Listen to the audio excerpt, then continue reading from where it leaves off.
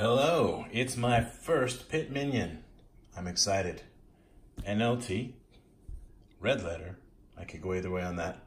Brown goat skin leather, New Living Translation, already said that. NLT, Cambridge Bibles. I live in Japan. One of the things I love about the Cambridge Bibles is they're easier to get sent here when it comes to the nicer ones. So I think I ordered this on Amazon, actually. So first thing we've got is plastic on the outside, and we need to get that off. Yay. Bye-bye, plastic. This just actually came in a bubble mailer. It wasn't in a box or anything, so I'm glad that it's got a sturdy box. That's good. I'll of course keep that. All right. So that's what's on the back of the backs. Good stuff. And it's right there. Wow, it's a dark brown, and it's just right there, ready to go. So I knew that these were small, and I've kind of been trying to decide if I would get one. I ended up ordering a few because they're a paste down liner, and I'm just kind of anti that. But so many people love the Pitt Minion so much, I decided I had to give it a try, and preferably do it while my eyes are still young and able to handle it. So let's do the smell test first. It's got a bit of a leather smell, but nothing too strong. It's hard to show the brown. You can kind of see that it's brown there. Here I have my ESV Omega 80th anniversary here. So there, now you can see the brown. And they're both goat skin. Obviously this one, right, is going to be a lot floppier because it's not a paste down, but these become floppy over time. Oh, sorry. And if you want to know how floppy they can become and how they do over time, you can check out, I think it's Matthew Everhard. He does like every year he did a kind of review of this. Really nice gilding. And because this is goat skin, I think this is right. The goat skins one also have art gilding, whereas the calf skin ones don't. I could be wrong about that. I'm a noob basically, but I'm excited about this because it's my first Pitt Minion, and I want to just have a look at it. So first thing you see when you open it up is this card, which I will keep in the box. All right, thank you. And so how well does it lay flat out of the box? Well, if you go to Psalms, it almost lays flat. But if you go to,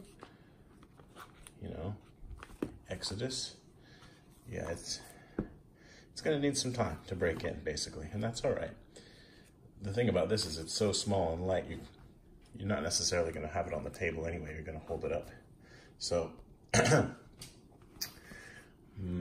paper feels pretty nice. It doesn't feel as sort of soft to the touch as the Omega, but I mean, that's not really a super fair comparison because this thing is a beast.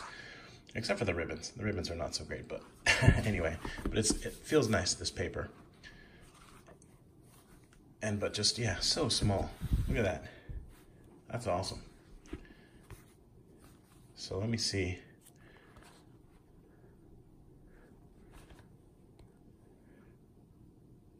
Yeah, I won't have a problem reading this. I wouldn't want the font to be any smaller than it is, but I definitely can deal with this font. And the quality of the paper, there's obviously some ghosting. The ghosting shows up more on the video than it does to the naked eye, so there's that. But let's see how the red letter looks. Really dark red. I think a lot of people say that they like the Cambridge red, and yeah, I'm with that camp. I wouldn't want it to be too much darker. Sometimes the red is so dark it doesn't really stand out that much and sort of defeats the purpose. So a couple things I really like about this, the Pitt Minion. It's got proper maps, which is it Bo Tate, I think, who's always saying he wants them to be on matte finish paper. Well, there you go, because you can write on them. I'm not really a one to write on maps, but I guess it's nice to have the option. You've got your list of maps. Sorry, man, I'm new at this. Okay, and a really nice map index, actually. That's a better map index than I've seen in a lot of much larger Bibles. Okay, and then a little concordance, right? So that's very good as well. Let's have a look at the font. I'm really impressed with this. I had high expectations because I spent a lot of time sort of studying before deciding to finally take the plunge. But yeah, man, I want my Bible to have a little concordance, and I want it to have references and maps. And basically, if it doesn't, I don't know, I just somehow feel disappointed because I want those things. Okay, and people often complain about the ribbons on Pitt Minions, and I feel like they're good enough. They get the job done. I might want to do a little trim there, but very impressed overall. It's got a black liner. That could have been a more interesting color maybe, but it's not. The black looks bad, you know, it's kind of, that's really nitpicking at that point. I love the NLT, sorry, need some focusage. And I've really grown to appreciate it. I read about 10 different translations pretty regularly. And I do consider the NLT a translation and not a paraphrase, although it does obviously move towards thought for thought a little more maybe than some. But I feel like they really, like Psalms are really good. The Old Testament I really enjoy, the NLT especially, because I feel like they do a good job, I mean, not in every case, but often showing the, how to explain it? Well, okay, hold on, I'll show you.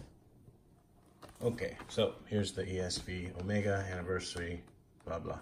And I want to look at 1 Samuel 20, verse 30. It says, then, make sure we're focused. Yeah. Then Saul's anger was kindled against Jonathan, and he said to him, you son of a perverse, rebellious woman, do I not know that you have chosen the son of Jesse to your own shame and to the shame of your mother's nakedness? Yada, yada, yada. You know, yeah, you could tell he's mad. It's an insult, but it just doesn't have that sting, you know? You son of a perverse, rebellious woman. If I said that to someone, you really have to think about it. And I get that, like, it's pretty much word for word, right? So that's cool and everything. By the way, this is a 10-point font. Pretty sure about that. And this, I think, is a 6.75, so you can see the difference. This one's always a little closer to the camera, so. But yeah, there is a difference there. Let's check out in the NLT, 1 Samuel 20:30, and we'll zoom. Or should we not zoom? Let's go ahead and zoom. Zooming. Where is it? Saul boiled with rage at Jonathan. You stupid son of a whore, he swore at him. Do you think I don't know that you want him to be king in your place, shaming yourself and your mother? I don't know. When I read this, I felt the sting, you know what I mean? Now, I read the NLT along with like the NASB, KJV, ESV, so I mean, I realize it's not word for word, and I don't need to justify all this stuff, but that's one of the things I appreciate this, is it's kind of like refreshing, especially if you read the Bible a lot. And so yeah, anyway, that's why I wanted an NLT. And to tell the truth, I'm hoping to get the blue one soon, but I wanted this one because it was on sale and it was shipping to Japan, so yay! Anyway, thank you for watching my first video on this channel. I plan to mostly just show different Bibles, some premium ones, some used ones, maybe some Japanese ones, I don't know, and just talk about them. And I'll try to keep the videos maybe a little shorter than this one, but I'm not making any promises. I'm still learning about all this stuff, but it's fun to show these things, and these kinds of videos have helped me in the past, so I'm really enjoying it. So thanks again. Bye-bye.